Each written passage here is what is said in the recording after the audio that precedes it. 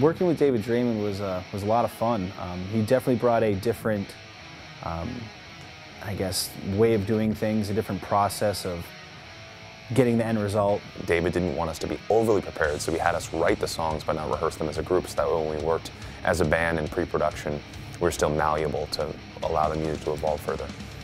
Every album we made before this one was pretty much done almost, minus like a producer might have like certain little things here and there, but as far as the overall process of like how things were tracked and just like the timeline of how we did everything, pretty much every record, that's how we did it, that's how we thought everyone did it.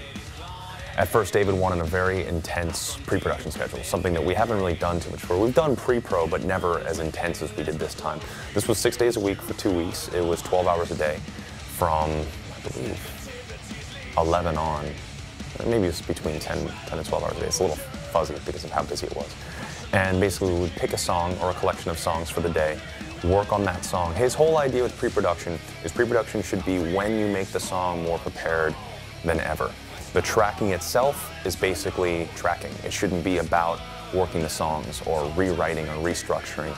And then just tracking it was just like, you know, a different way of, instead of just each person records the full album at one time, like pretty much like a couple days or up to a week depending on what we're tracking.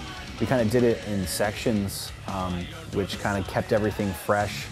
We recorded all the drums first. After you have all the pre-production set up, all the tempos and everything lined up, we did the drums first for half of the record. And then we would record, finishing entirely with rhythm guitar and bass, a couple songs. So it would be, the drums were done, I think in like 2 or 3 days for half of the record.